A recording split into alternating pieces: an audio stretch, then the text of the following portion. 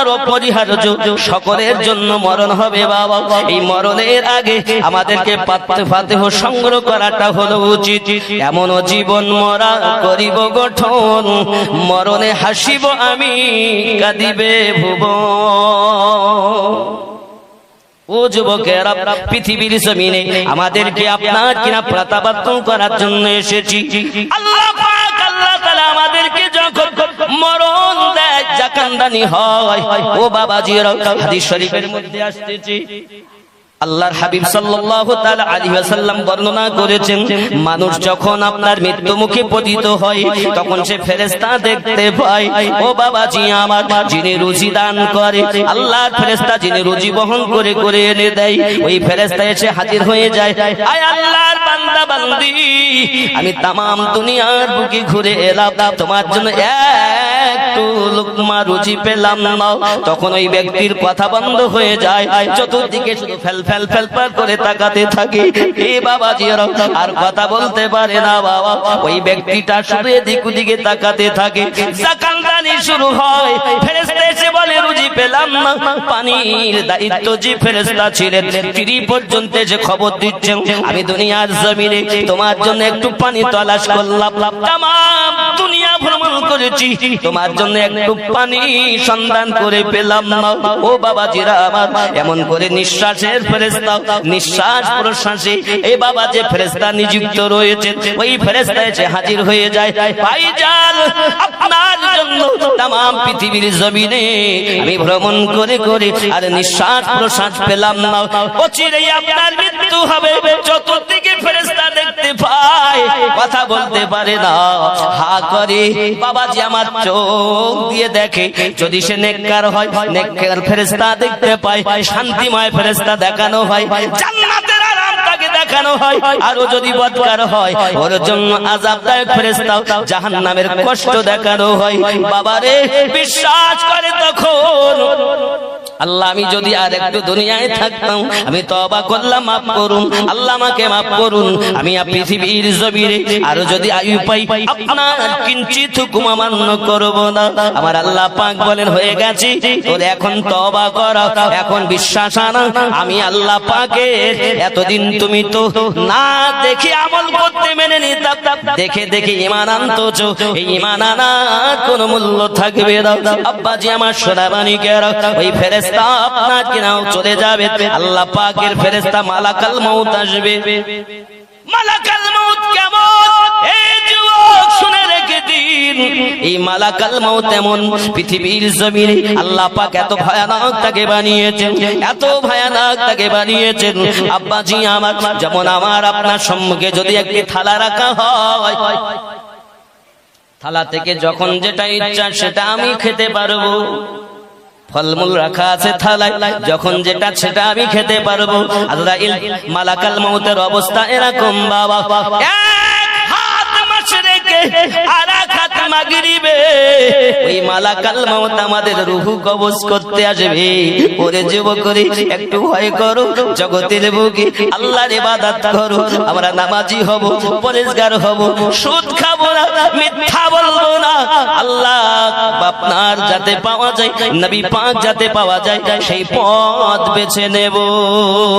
আল্লাহুম্মা সাল্লি আলা সাইয়্যিদিনা মাওলানা মুহাম্মদ ওয়া আলা আলি সাইয়্যিদিনা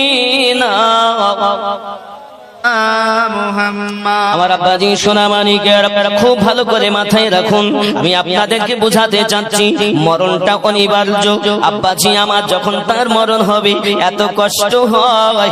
এ বাবাজিরা আমার, ওই মৃত ব্যক্তি ফেরেশতা দেখতে পাই, কিদে যারে যা, কিন্তু বাবা আমার সোনামানিকের, ওর আস্তে আস্তে রূহটা বার করা হয়, ললাটের কাছে নিয়ে আসে, হঠাৎ ফেরেশতা টেনে বার করে। একসঙ্গে যদি রূহ বার করা হতো, মানুষ আপনার ছুটে বেড়াতো। আব্বা আমার অতি কষ্টে তার রূহটা বার করানো হয়। ওগো আমার যুবকেরা, যখন সন্তানেরা কাঁদে, যখন আত্মীয় স্বজনেরা কাঁদে, ওই ব্যক্তি পৃথিবীর জমিনে আপনার কিনা সব কিছু শুনতে পায়, কিন্তু ব্যক্তি কথা বলতে পারে না বাবা। ওগো আমার সোনামানিকেরা, এজন্য গজলে বলা, একদিন তোমায় মরতে হবে, তুমি ভুলে যেও না।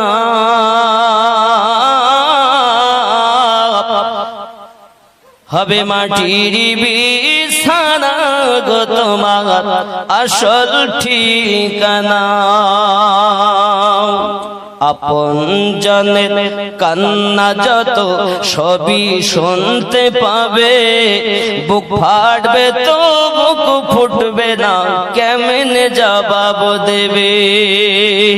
কি করে বোঝাবে তুমি দেহের বেদনা? হবে মাটির বিছানা গো তোমার আসল ঠিকানা। ঠিক কিনা বাবা? কথা বলবে কেউ শুনবে না। এই যুবকেরা, ওই ব্যক্তি দুনিয়া থেকে মারা গেল, আত্মীয় স্বজনেরা কান্নাকাটি শুরু করেছে, কেউ বা কোরআন তেলাওয়াত করে। আব্বাজি আমার নবী দু জাহান সাল্লাল্লাহু আলাইহি ওয়াসাল্লাম কত সুন্দর করে জানিয়েছেন, এই জগতের বুকে ওই মানুষটি যখন মারা যায়, মারা যাওয়ার পরে তাকে যখন দুইজনা গোসল দিতে চায়, ওই ব্যক্তি জবানে বলতে থাকে, হে গোসল দায়কেরা, আমার গায়ের কাপড় চোপড় যেন তোমার খুব জোরে খোলো না, সবে মাত্র আমি মরণের যন্ত্রণা থেকে উঠেছি। মানুষের ফোড়া হলে হাত দিতে দেয় না, হাত দিয়ে না, ব্যথা লাগে। আবার বিষ ফোড়া হলে আরো বেদনা হয়। ওরে বাবা রে, ফোড়া যত হয়েছে, এরকম কোটি কোটি ফোড়ার বেদনা এক জায়গায় করলে মরণের কষ্ট সমাতুল্য হবে না বাবা। এত কষ্ট হয় মরণে। এ যুবকেরা আবার চিৎকার মেরে বলতে থাকে, আমার গায়ের পোশাকগুলো আস্তে আস্তে খোলো, আমি তো পুরো জর্জরিত হয়ে গেছি। এবার ওখান থেকে নিয়ে আপনার যখন শোয়ানো হয়, আপনার গোসল দেওয়ানোর জন্য, আব্বা আমার গরম পানি দিও না, খুব ঠান্ডা পানি দিও না, আমি যন্ত্রণা সহ্য করতে পারি না। হে যুবকেরা, পৃথিবীর জমিনে এত আওয়াজ করে, তার গলার আওয়াজটা শুধু পশু পক্ষী সবাই শুনতে পায়, মানুষ আর জিন তার গলার আওয়াজ শুনতে পায় না।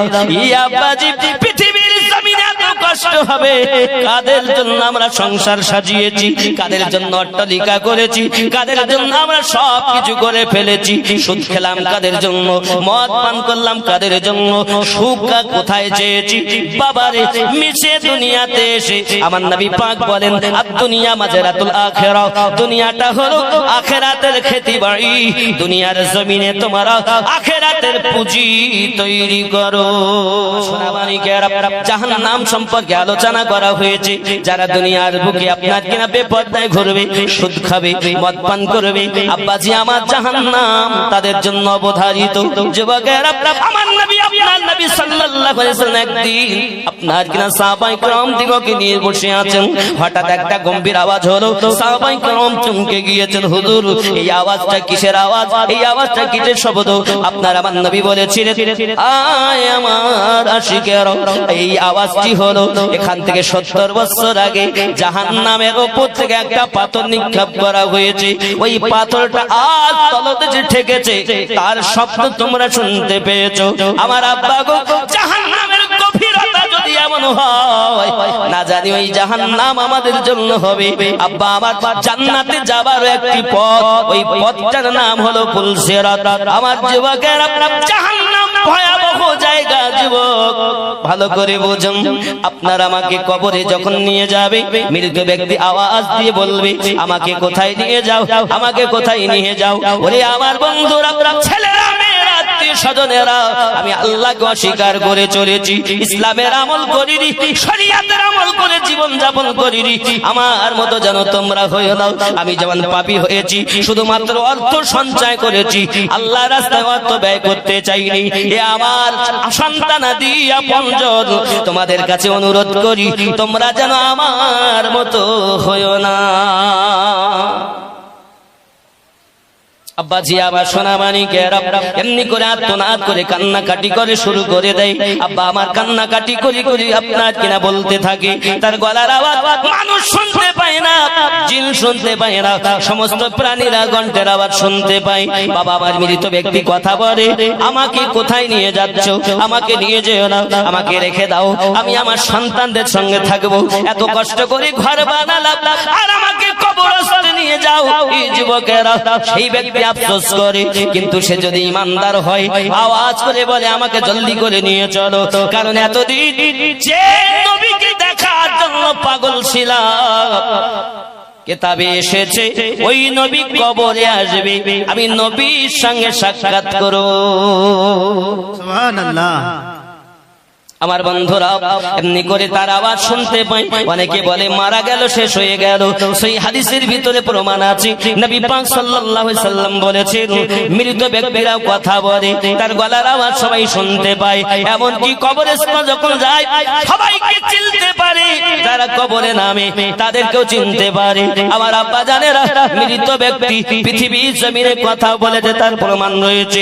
আব্বাজি আমার কবরে আপনার ফেরেশতা আসবে। এই যুবকেরা ভালো করে বুঝুন, ওই কবরটা হলো আমাদের জন্য এমন একটি মসজিদ যে কবরে বিবি যাবে না, আমার বাপ যাবে না, মা যাবে না, বাচ্চা যাবে না, কবরে শুধুমাত্র একা থাকতে হবে। বাবা ওই কবরে যদি নবীওয়ালা হও আমার নবী দেখা পাবে। সুবহানাল্লাহ। আবার বন্ধু গো সোনামানিকেরা প্রত্যেকের কবরে নবী আসবেন, যারা নবীওয়ালা তাদেরকে ছাড়া আমার নবী ওই সময় সুপারিশ করবেন না। একমাত্র হাসরের মাঠে নবী আমার পাপীদের উদ্ধার করবেন। ওই কবরটাই হলো এমন জায়গা, যদি আপনি ঈমানটুকু নিয়ে যেতে পারেন বেঈমানের কোনো উপকার কবরে আসবে না, ঈমানদারের জন্য নবীর দিদার পাওয়া যাবে। কারণ নবী আছেন আমাদের অন্তরে। আল্লাহ পাক কোরআন শরীফে বলেন জানের থেকে আরো নিকটে রেখেছি, আন-নবিয়্যু আওলা বিল মুমিনিনা মিন আনফুসিহিম, প্রত্যেক মুমিনের জানের থেকে আরো নিকটে আমি আল্লাহ নবী রেখে দিয়েছি। বোঝা যাচ্ছে? আমার বন্ধুরা কবরের আযাব কঠিন কঠিন। ফেরেশতা দান আপনার কিনা আসবেন যখন, যদি নেককার হয় এ বাবাজিরা আমার, যখন আপনি আমি কবরস্থ করে দিলাম, আপনি জিয়ারত করেন, এ সোনামানিকেরা কিবলাটাই মূল জিনিস নয়, কবরের দিকে ফিরে আপনাকে দোয়া করাটা মূল জিনিস। এটাও সহি হাদিসের ভিতরে এসেছে। আমার নবী কবরকে টার্গেট করতে বলেছেন। আর যদি এমনও হয় কিবলামুখও হব আবার পশ্চিম দিকে হব, এটা আরো ভালো হয়। কিন্তু বাবা আমার খেয়াল করুন, যদি আমি পশ্চিম দিকে হই তাহলে মুর্দাকে আপনার মাথা ঘুরিয়ে দেখতে হয়, কারণ মুর্দাকে পশ্চিম দিকে ফিরানো হয়। মুর্দাকে আমরা পশ্চিম দিকে ফিরিয়ে দেই, তাহলে আমরা যখন পূব দিকে থাকো তা ঘুরিয়ে দেখতে হয় কারা এসেছে, ছেলে মেয়ে, বন্ধু বান্ধব, কোন আপনজনেরা এসেছে, ঘুরে দেখতে। এই জন্য সকলের টার্গেট থাকে যে ওই কবরের দিকে ভালো রাখবে তোমরা, সে দেখবে কে আছে না আছে। এ সোনামানিকেরা কবরটাই হলো ওই সময়ের জন্য টার্গেট কবর। বাবা আমার কবর আমাদের টার্গেট করে জিয়ারত করা স্বয়ং নবী পাক করেছেন, আমাদের জন্য সুন্নাত পালন হবে যদি কবরকে ফলো করি, আমরা জিয়ারত করি। জোরে কোন সুবহানাল্লাহ। আব্বা জি আমার সোনামানিকেরা আপনি কবরস্থানে গিয়েছেন, আব্বা আমার ওখান থেকে আপনার প্রশ্ন শুরু হলো আপনার রবকে, আপনি বললেন দ্বীনকে, আপনি বললেন আব্বা আমার আপনার জন্য জিজ্ঞাসা করা এই ব্যক্তি সম্পর্কে কি ধারণা, যিনি হলেন মুহাম্মদ সাল্লাল্লাহু আলাইহি ওয়াসাল্লাম। আপনি উত্তর দিতে যদি সফলতা অবলম্বন করেন নিশ্চিত আপনার জন্য লাব্বাইক আল্লাহর তরফ থেকে আওয়াজ আসবে, আমার বান্দা বান্দি ঠিক বলেছে, জান্নাতের আরাম তাকে দাও। ও গো বাবাজি পীরের কথা কবরে নাই, এমন তাবলীগ জামাত করো সেটাও কবরে নাই। কি গো তোমার পৃথিবীর জমিনে কয় রাকাত নামাজ পড়ছো সেটাও নাই।